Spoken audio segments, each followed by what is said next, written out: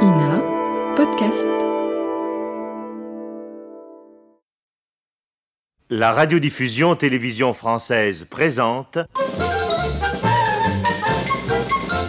Les aventures de Tintin d'après Hergé, feuilleton de Nicole Strauss et Jacques Langeais, musique originale de Vincent Vial, réalisation Jean-Jacques Vierne.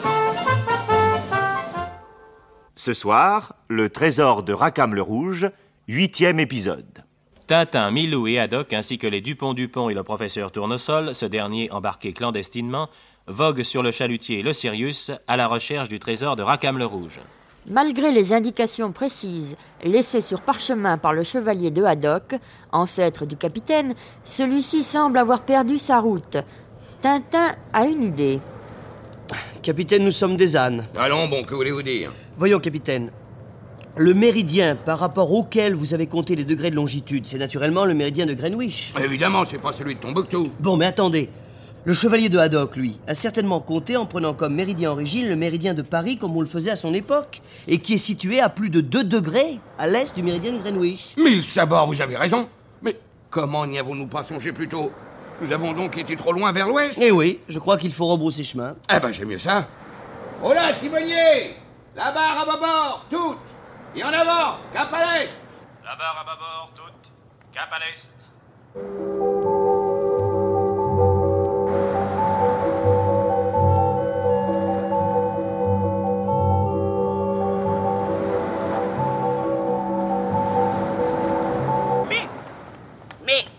On m'échappe par exemple? Capitaine! Mais, capitaine, que se passe-t-il? On dirait que nous faisons demi-tour! Oui, monsieur Tournesol, nous faisons demi-tour. Ah, bon, tant mieux!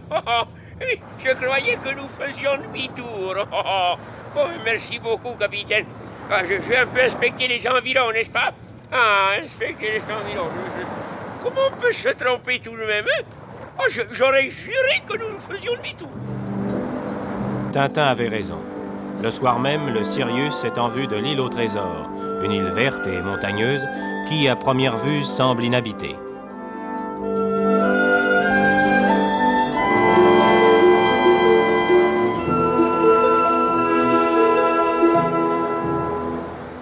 Et le lendemain matin, le canot du Sirius transporte Tintin, Haddock, Milou et les Dupont-Dupont sur le rivage si longtemps attendu.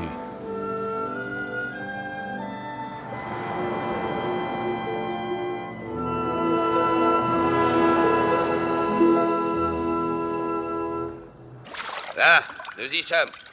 Le temps d'enlever mes chaussures, d'enrouler le bas de mon pantalon. Voilà. Poussez le canot sur le rivage, moi je vais à la découverte. D'accord, capitaine. Passez-moi mon fusil, voulez-vous, Dupont? Un homme armé en vaut plusieurs. Hein? Merci. À tout à l'heure. À tout à l'heure, capitaine. Non, toi, Milou, reste dans le canot, tu ne pourrais pas nous aider à grand-chose. Oui, reste là. Non, reste là.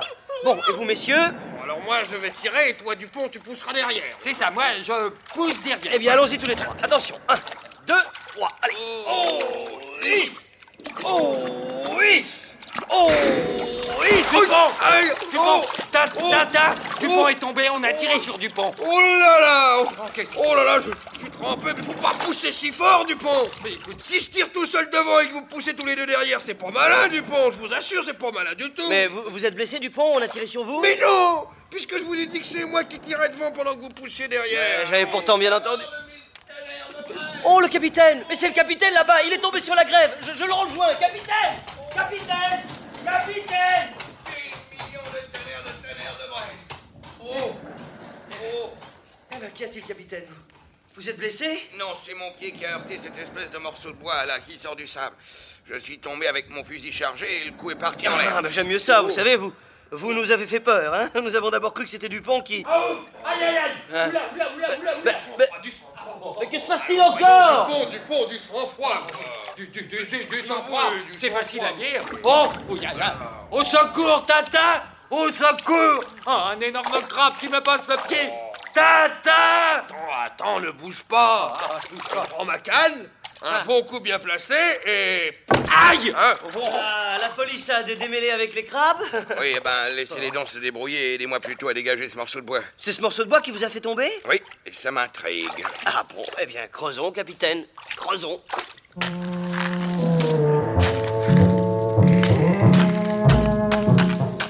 Et Tintin et Haddock creusent avec un intérêt grandissant.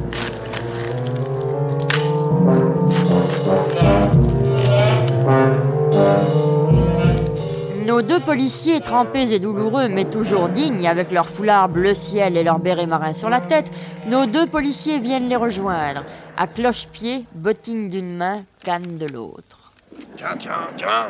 Ils ont l'air d'avoir découvert quelque chose là-bas. Je dirais même plus, on dirait qu'ils ont découvert quelque chose. Oh, là, mon pied. On dirait un squelette. Un grand squelette, alors. Messieurs, voici les restes du canot avec lequel le chevalier de Haddock aborda jadis sur cette île. Ben, tu vois bien, Dupont, que ce n'était pas un squelette. Mais je t'ai jamais dit que c'était un squelette d'homme. Je pensais bien que c'était un squelette de canot, voyons. Ah bon? Ce qui prouve bien que nous touchons au but et que le trésor de Rackham le Rouge est là, au fond de la mer. Je serais assez tenté de vous donner raison, capitaine. Qu'en pensez-vous, messieurs? À vrai dire, je... Oui, c'est-à-dire, n'est-ce pas, à vrai dire... Oui, moi Et aussi, nous sommes donc d'accord. Bon. Eh bien, rechaussons-nous et en route.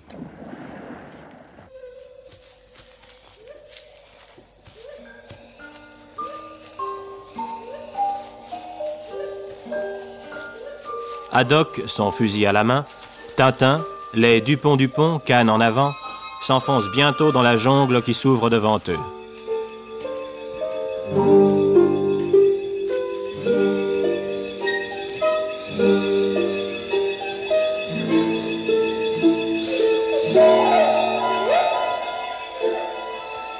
Des plantes de toutes sortes, de toutes tailles, d'énormes arbres vieux de plusieurs siècles et dont les troncs s'entremêlent.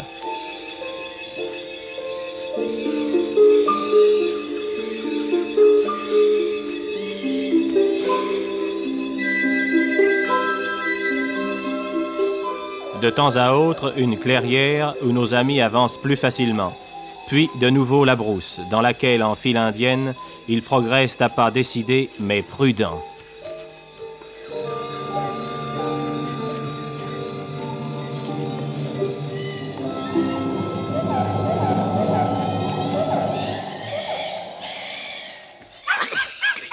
Qu'est-ce que c'est? C'est Milou, il est parti en avant. Regardez, Tintin, il rapporte quelque chose. Par exemple, mais... Où as-tu trouvé cet os, Milou? Oui, allons vite, montre-nous l'endroit où tu l'as découvert. C'est ça, nous te suivons. Allez, vas-y, Oui, va. nous te suivons. Tu viens, Dupont? Bien cher, Dupont. Dis donc, Dupont, cette fois-ci, ça ne ressemble pas à un os de bateau. Mais ne cherche donc pas toujours à comprendre plus vite que les autres, voyons. Oh, capitaine, regardez. Des crânes, des os. 1, 2, 3, 4, 5, 6 crânes. 1000 sabords. Je suis sûr que ce sont les restes des pirates tués par l'explosion de la licorne. Non, sûrement pas, capitaine, car dans ce cas-là, nous les aurions découverts près du rivage. Mais oui, c'est ça, nous les aurions découverts, sûrement. Moi, je crois que Tintin a raison. Eh ben, oui, près du rivage. Oh, vous, messieurs, la paix, hein? Bah, que regardez-vous, Tintin? Cette espèce de lance qui est là par terre, je crois qu'il s'agit plutôt d'indigènes tués au cours d'un combat et vraisemblablement dévorés ensuite par leurs ennemis. Dévorés, mais... Alors, il y aurait des cannibales sur cette île, des anthropophages. Des anthropophages. Mais oui, c'est ce que nous ne tarderons pas à savoir. Allons, continuons. Oui, c'est ça. Continuons, hein. Tu viens, Dupont? Tu viens? Oui, bien. Oh, zut! Eh ben, quoi donc, capitaine? Oh, un petit caillou dans ma chaussure. Continuez, je vous rejoins. D'accord, vous venez, messieurs? Oui, on vient.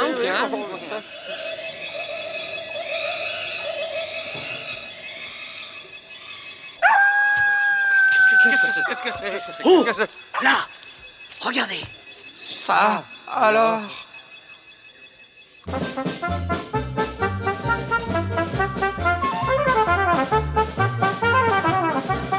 Les aventures de Tintin, d'après Hergé, un feuilleton radiophonique de Nicole Strauss et Jacques Langeais, avec Maurice Sarfati Tintin, Jacques Illing, le capitaine Haddock, Jean Carmet Dupont ONT, Jean Bellanger Dupont OND, Jacques Dufilot Tournesol, avec Milou. Prise de son Jean-Just Forgue, bruitage et effets sonores Joël Noël, musique originale de Vincent Vial, assistante Michel Pietri, réalisation Jean-Jacques Vierne.